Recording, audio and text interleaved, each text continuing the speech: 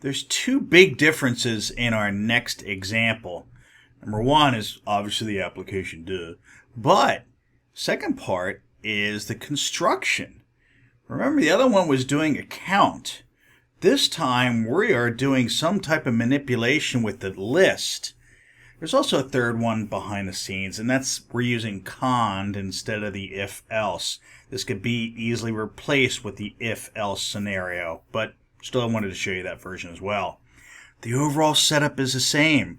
Remember, one of the first items is to understand what we're doing with the application. And in this application, it says right in the comment there, we're going to return a list of M1 to MJ and then L1 to LK, where M is M1 from MK and then L is, I should have just had you read that. But anyway, so we're going to end up putting just two lists together, but they keep their respective places in order. And that's why it's called append. So what are we going to do? Remember, the overall game plan we got to figure out is how we're going to do this. So we're going to have to add one of the list to the new list and pass the rest and add that next one to the, and then notice bit by bit by giving it a list that slowly shrinks, we're adding the new item to the larger list. And that's exactly what's happening. Instead of the +1, we're using cons this time because cons is meant to, well, add or append items to a list. So there's a lot of little differences here and there, but in reality, the construction is just about the same. So let's look at our overall setup for our if and else case. So our null case or our base case and our else case. So first you'll see that if it's null, looking at the list M, then we return everything we had in L. And you're actually going to see that here in our example. Else, we're going to construct the first character in M and then append it, calling that recursive function call, with the rest of our M and then our original L list.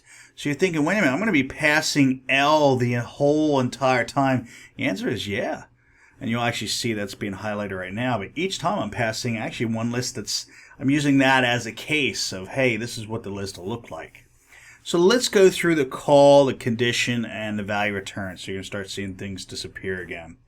So if I'm going to append A, B, C, D, and 1, 2, 3, by the way, I made them off count. I made one count of 4 and count of 3, just so you understand what happens if we hit that null. So we check our first condition. Is M equal to null? The answer is obviously no. So we're going to cons A, that's the first character in the M list, and then we're going to append it, calling recursively, B, C, D, there's that change of the list, one element off now, with the original L list. And again, I'm going to keep going up. Next call is the append BCD, solving for 1, 2, 3, and this time I'm going to cons pen.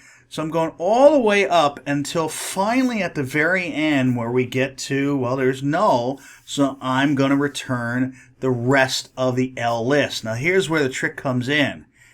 That then becomes, that's where all the X's are coming in here. I'm consing D to the list of 1, 2, 3, and then C, and then B, and then A. And that's how everything works out with overall, again, going from our call and value stack, once we get to our base case, collapsing from there, and then physically doing the work from there.